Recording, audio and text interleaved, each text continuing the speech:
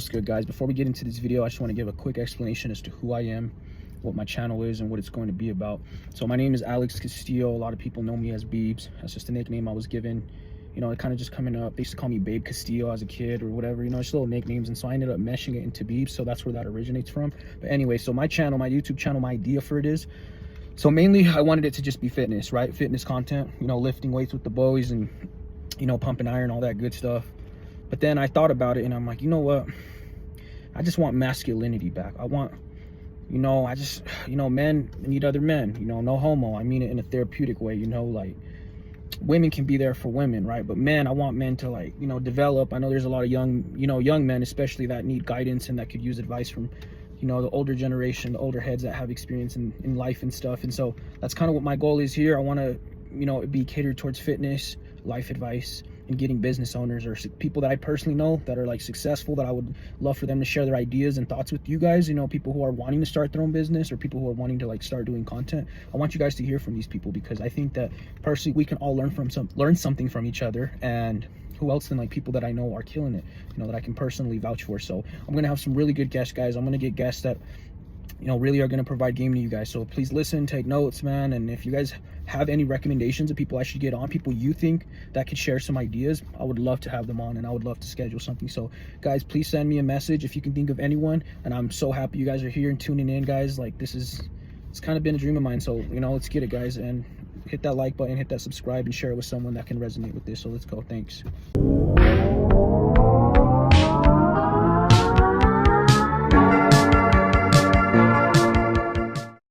What's up, everybody? It's your boy Beebs. Today we're doing an exclusive interview with my boy Arturo Ambrosio, Mr. AA himself. You know, we're in his podcast room right here. He was nice enough to lend us a hand today. It's a beautiful room. You know, it's a pleasure, you know, being here, and I'm going to ask him some great questions. You know, he's going to provide some game to you guys, the listeners. So we're really excited to get this one launched today. Let's go. All right, Mr. R, I appreciate you for having me over today, bro. How you doing today? Not bad, bro. Not bad. Hell yeah. Thank you. You know, thank you for, first of all, thank you for was it an interview, podcast? What is it, bro? Tell me a little bit about it, man. I'm going to treat it more as an interview because Okay. I don't want people to assume I'm going to have a podcast. Okay. Because my goal ultimately is I want to just provide game to the viewer. Okay. And I don't want to bring on guests, you know, that can bring that value. And, yeah. you know, maybe if it turns into a podcast, you know, no doubt we'll go for it. But for now, I want to keep it more of an interview style. So, hell yeah, bro. That's what's up. Well, thank you. Yeah. Hell yeah. Thank you for having me on, bro. Yeah, thanks for providing the room, bro. It's a beautiful room. Appreciate it. Really it. nice. Appreciate it. Yeah, if you guys could see it, man, it's nice. So let's get into it, bro. Tell us who you are, who is Art, and, you know, how long have you been in the barbering game for? So obviously my name is Arturo Ambrosio. I've been in the barber game since, I'd say 2008 is like when I first started. It was junior high. During the real estate crash? Yeah. But yeah, that's how I started. I started with a friend. His name was Alberto Rodriguez and Alex Rodriguez. They were, you know, they're brothers. Yeah. Really bad. Alberto was my best friend since kindergarten, bro. And one time he's like, "Hey, bro, cut my hair," and I was like, I don't know how to cut hair, you know. Yeah. And that's how it started, bro. I chopped his hair and he liked it. Then his brother liked it. And then it just kind of went on from, like, you know, friends asking. And it was kind of just a thing that just was unexpected, you know. Okay. And that's how I got into cutting hair back in 2008, bro. Hell yeah. How long did it take you to open your own shop? Like, how long were you cutting at another shop? Yeah, so after high school, I wanted to become a mechanic. Obviously, I didn't do that just due to, you know, family problems with my dad, and money just wasn't there, right? So my option was, I got done with high school and I worked construction. I was like, it wasn't for me. Yeah. So I was like, I'm going to go to barber school. And obviously, that was something that I was able to afford. Pulled out a student loan and went on from there, bro. Oh, yeah. And your question back to, I worked at a few shops before opening up my own shop. Okay. And around 2012 is when I opened up my first location. Was the first location the one on State Street? Yeah, it was on 33. It was 3339 South State Street. Okay. You know? Right by Chinatown. Yep. Okay. Right across the street from Victor's Tires. Yeah, right there. The homie Beto. Yeah, with the homie Beto. Oh yeah, that's the stuff, That's bro. right. That's good, bro. Let's see. I had a question for you, and I'm just gonna use my phone here. What advice would you give to young barbers that aspire to have their own shop one day? There's a lot, but I would say when becoming a barber, don't do it like my biggest advice is don't become a barber just because you've been to a barber shop and experience a cool vibe, like you hang like I've had clients become barbers. Yeah. But because they hung out with us at the barber shop, obviously at our old shop, we had like a pool table. Yeah. People would, like hang out in there, talk shit, watch sports, and they like the vibe, bro. So I think they were like, well, these guys are making money, Yeah. They start to see that you drive a certain car, or they see the way you dress, or they see like the trips you're taking, and right away to their head they're like, oh damn, I want to be where he's at. I'm gonna become a barber because I like what he's doing, right? Right. So that's the wrong. I think that's the wrong mentality of a way of thinking. Right. Because if it's something you don't like, it's not gonna go well, right? Yeah. It's like, and I recall like when you were cutting my hair one day, you talked about barbers kind of wanting that like instant gratification where they think they're gonna have the clientele from the start. But you mentioned, it takes time to build a clientele, right? Yeah. So for me, like I said, I started back in 2008, right? It wasn't like I was doing it full time. It was just kind of chopping up friends. They'd give me $5, $10, High school came around and it was like more like people were asking like, hey, can you cut my hair? And it became more like a job after work, but more like Thursday, Friday, Saturday, right? Yeah. Then I started hanging out with like other people. So like I have clients till this day that have been a client of mine since fucking 2010, right? People are more loyal to their barber than their own girl, bro. No, it's a lot of the times you see those memes, but it's crazy because I have clients that I'll be gone a week and they won't go get cut up anywhere else. They'll wait for me, which. Man, that's an amazing feeling where it's like, damn, he could have gone somewhere else to get chopped up. I'm guilty. But he didn't go nowhere else. You know what I mean? So that's dope. It's a dope feeling when clients wait for you and they're like, hell no, I ain't going to another barber. Yeah. Or when the client tells you that somebody offered to cut their hair for free and they're like, nah, like I don't care how good you are, I don't care who you cut up, but I got my barber already. I mean, so that feels good. I mean, I live out in clear down far away from Salt Lake City, right? But I'll still make the drive to go get the cut. Because I think what you sell is the experience too, bro. Like I feel like our conversations when we're on your chair, we talk about real shit, right? Life, goals that we have in mind. I just had my daughter. We talked about, I remember me telling you when she was pregnant at first, the whole 9 months and the whole build up and everything. So I think that you sell the experience really well. I've had people refer it over to you and they say the same thing, bro. So hell yeah. No, I appreciate it, bro. I don't see you as a barber. I see you as like an entrepreneur, bro. Like you do multiple things, to make extra income and everything. I think that shit's dope, bro. Hell yeah, bro. I appreciate it. But back to that question that you were that you had asked me, what before they open up their own shop, right? Yeah. Don't get into it like just because you see other people, right? That's my like number one thing. And make sure you're at a shop, like go to a shop, work at a shop, and don't expect to, have a clientele from one day to another. Yeah. It's a long, like the barbering is a long, I would say like process, like if you want to get to a higher, but that's like anywhere, right? Like you go to work at the post office, they're going to probably give you the shittiest routes. They're probably going to give you like the shittiest, walking. Like you're probably going to get bit by a fucking dog, Are we allowed to swear on this? My bad. Yeah. All right. Okay. But that it takes time to build a clientele, right? Yeah. And then after that, obviously, I mean, if you can build a clientele, you can open up a shop, man. Okay. What do you think of barbers doing like these little skits on social media? Do you think that really brings clients to want to go or? Some of them are funny. Some of them are funny. I've been seeing You more know. of them now. Are you talking like where I seen one from some dude? I think from Hollywood Cuts where he like flies into some chairs. I thought that shit was pretty funny. So, oh, you're trying to get a haircut at Hollywood. You know, I thought that was pretty dope. And then I've seen the skits where like that it's like, oh, you know, they kind of do like what clients do, and then how the barber replies. I think those are funny. You know, I think it's funny. You gotta get I'm not trying now, to. huh? I'm personally not trying to sell like. I'm not a comedian. Does that make sense? So I get you. I'm more like on the business side where I want to post more like my work, you know. Right. For sure. And things that I'm doing. But I give them props, bro. Yeah, Cause, I think they're funny. Yeah, I think there's some funny ones. Yeah, no, shout out to them, you know, for being authentic. Yeah, nothing funny. Nothing wrong with it, you know. Yeah, no, you got to be different in today's times. You can't just expect, you know, them to find you online and book. You know, if you got to put yourself out there on social media, and so be it. You know, so. Yeah, and then another thing that I did want to mention to that, you know, just because you asked that question was, always stay up to date on certain styles, certain trends, you know. Yeah.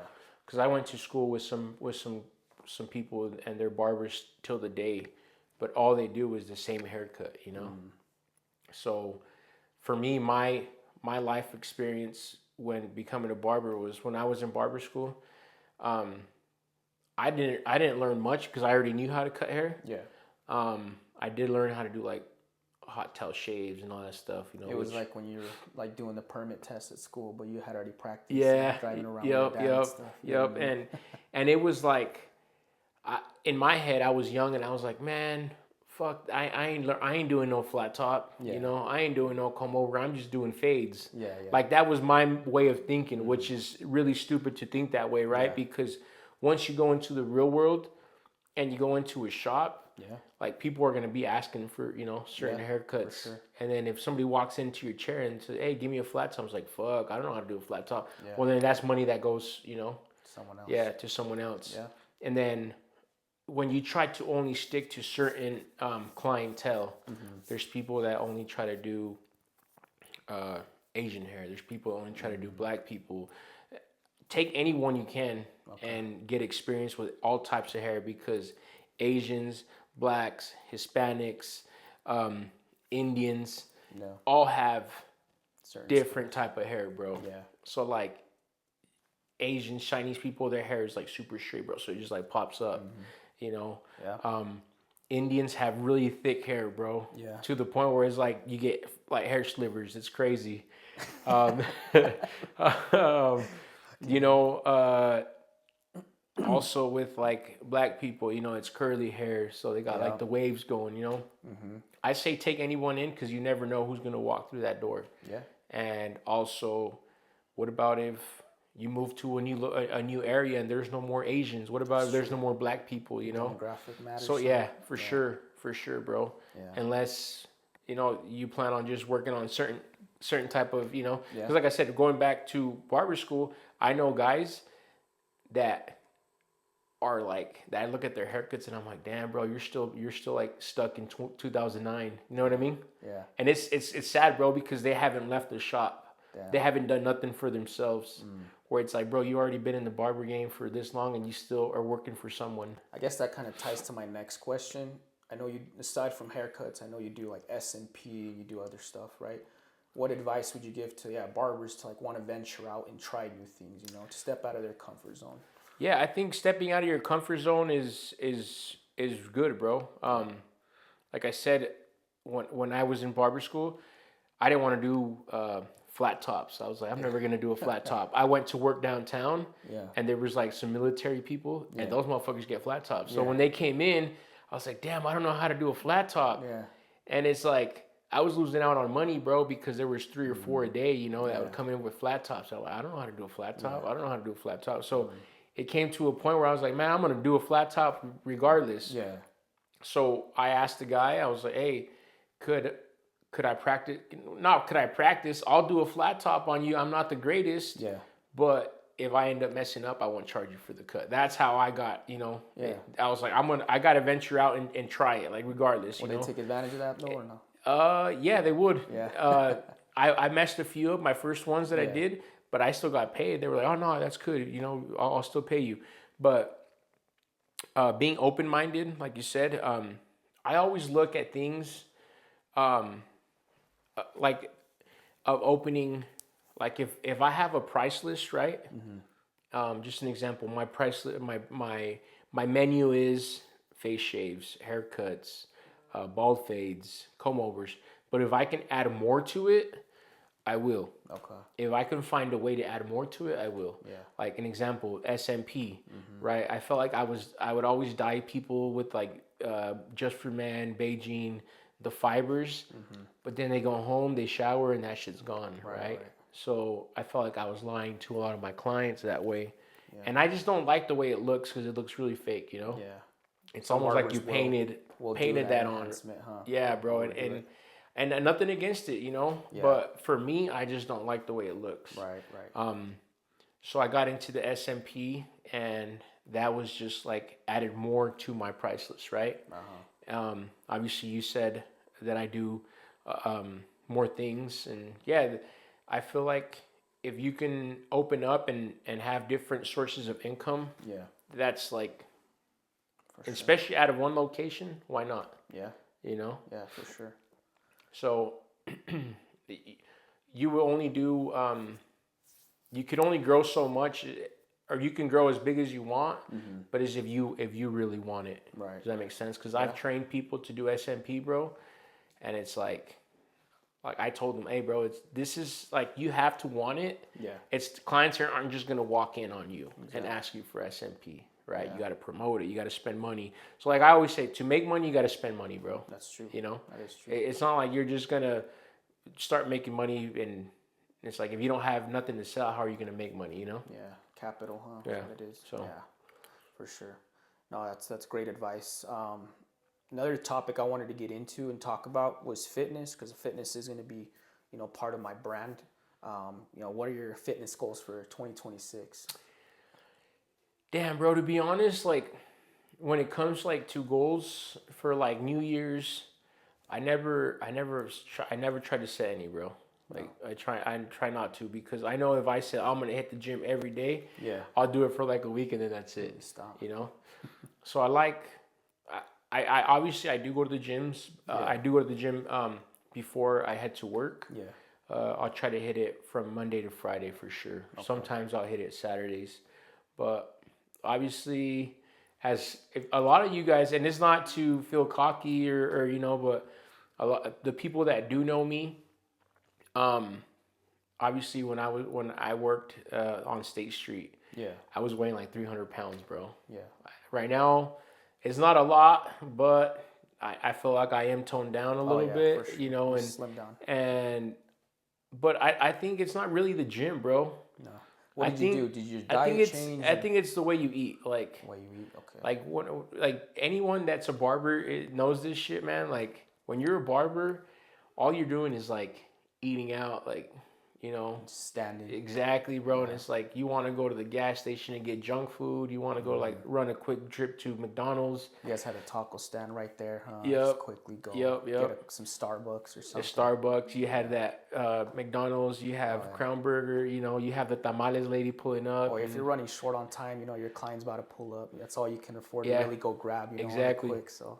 And you know, talking about that, like my wife, she packs me lunch every day, bro. Hell yeah. And there's times where I'm like, I don't have the time to sit down and like make myself a tostada, like the ceviche, or like have a caldo, like all calm and shit, because I'm just on the go, right? Yeah. And sometimes it's hard to have like, sometimes I don't even have a lunch, bro. Yeah.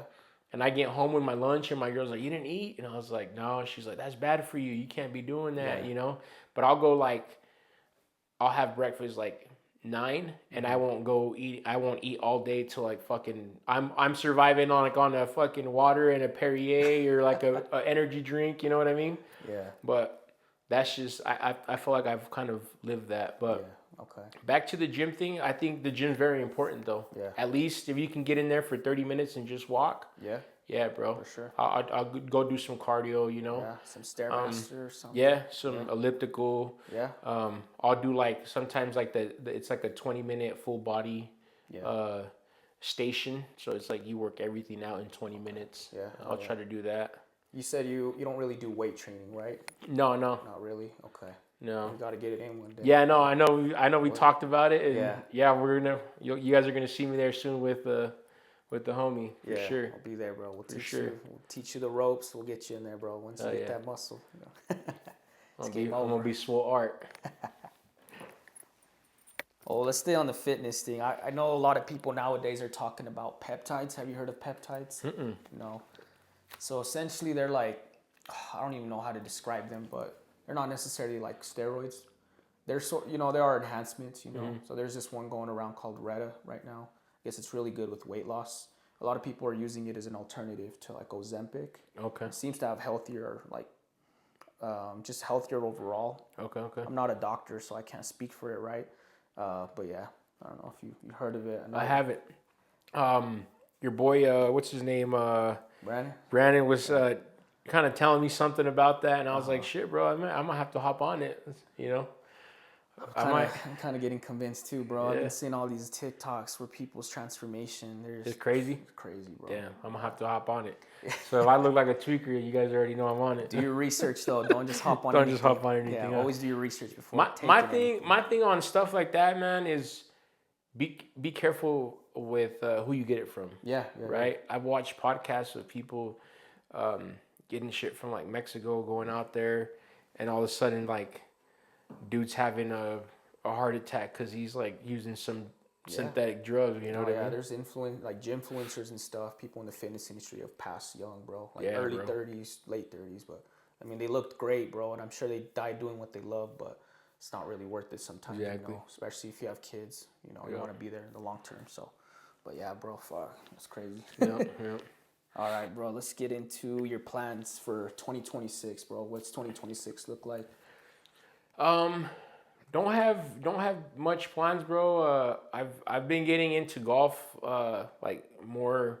It's like a rabbit hole now, bro. Where it's like, you know what I mean? Like, golf for me, bro, has been game. Like it's a game changer, bro. Like for sure. Therapeutic for you? Yeah, for sure. Oh, yeah. And everyone has an addiction, right? So I feel like for me, that's kind of became an addiction. Got to a point where I kind of seen it like I could use it to advertise everything I do, right? Well, I saw your station today, huh? You the whole golf station. So like I started selling golf apparel, right? Yeah. So that's like another thing I just added to my hustle, right? This guy does it all. But I just like, if I'm doing something and I can make money off of it, why not, right? Yeah. That's how I see it, bro. Yeah. So like I said, like I do the and I don't know if I'm jumping ahead, but like the SMP, right? Yeah. The barbering, I sell gold. Now I sell golf apparel. I'm trying to get like into a point where I don't want to open my mouth too soon, but if the golf apparel does go well, I have a plan for my own golfing brand. Hell yeah. So hopefully, that it works out, and if it does, that's what my plan is. Yeah, I'll definitely stay tuned on that, bro. A good question I wanted to ask too. You come from a family of entrepreneurs, right? Your parents owned a restaurant, if I'm not mistaken. Your sister has an HVAC business with her husband? So my sister has a cleaning company. Her husband has HVAC and plumbing company. So you guys are very business oriented in your family. What would you say to someone who's stuck in that 9-to-5 mindset, that they know they want more for their lives? They are hustlers, they're killing it in their job, but one day they probably don't see themselves there much longer. They want to just branch out and become an entrepreneur. What advice would you kind of give them to shift that mindset? Don't be scared. If it works out, it works out, and if it doesn't, then fuck it, it doesn't. Yeah. Because a lot of people are scared to quit their job and not do what they want to do. Yeah. And I'm going to say this, there's a lot of motherfuckers that I like pushed, and I would name them, bro, but I don't want to put them out there like that. You know what I mean? The thing is, like, they were always scared. Like, they'd come in. It's like me and you, right? You go into the shop, bro. I try to give you game on what to do, ideas. I'm not the type of person, bro. And correct me if I'm wrong. Yeah. I'm not the type of person that's gonna gatekeep, right? Like, Right. or like I'm gonna try. Like if I can do it, bro, I feel anyone can do it, Yeah. right? Like if I can open up a business, like you can open. You know what I mean? Like, Yeah. but it's just like I said, it's the wanting. You gotta want it. Like That's you right. can't That's just say like, oh, I'm gonna open up a restaurant. And like, nah, because who knows if it's really. There got to be like some type of game plan behind it. But don't be scared. Is my only advice I could give people if wanting to quit their job, because there was a few people that I told them where to get like an LLC. I set them up with an accountant. Yeah. I told them like, bro, you just need to quit your job and go do, go all in. go all in, bro. Yeah. And now that they're all in, they're making money. Now they feel like they're above me, which is cool if they are, bro. But it's like I think it's fucked up because like I was the one that put them on game, Yeah. And I think that and they just never expressed that to you. nah, bro. And I think that's kind of don't be that guy. that's kind of messed up, bro. Yeah. But just don't be scared. Like if you really want to go into, I don't know, a barber industry, an example, or you want to kind of branch out and do your own thing, I would say just do it. And if you're really that scared of like finding, because I know it's not easy just to like switch a profession, like go and I can't just say I'm gonna go and be a doctor now because where's income gonna come from, right? Exactly. Or like you wanting to become a YouTuber full time. It just doesn't make sense. Exactly, right? exactly. And that's another thing. Like obviously I have a podcast, but that's like I'm slowly taking it. Right. I'm not like trying to make money off of it, If it does, great, huh? That'd be a dream. Yeah. But I know it takes time, bro. It's not just from one everything like we talked about earlier. It's just takes time, and things don't just happen from one day to another. Right. And if it does, and if it ever has, then that's dope. Yeah. There's a few lucky people that are artists and they like blow up with one song. Yeah. But sometimes it doesn't last. Yeah. Maybe it's just a one-time wonder, it's a high, one-time bro. hitter. It's like a high. If you get that social, like viral video, or you have that song that did well, it's a high. You feel entitled to that success, but when shit doesn't start working out, you start spiraling. Yep. Because I'm a victim of that, bro. Like I've done music myself, or I've had some success with content or whatever, and then it just doesn't keep going, and then I start to like get in my head, like, fuck, this and that. So. But I've been working on it, bro. I don't necessarily let it get to me no more. But I agree, if it makes money, it makes sense. And if anybody wants to make that jump, I think what Art's trying to say is make sure you are making some sort of income, especially if you're an adult, especially if you have a family, a mortgage, those type of things. So I think you could, if you have the right partner, like my wife, right? She's always supportive. She's always helping. With things that I can't handle, like if I'm trying to sell something, and I'm working, she'll do the run. You know what I mean? Like she's the one that. So I feel like if you have a wife that's supportive, I feel like that's even, even.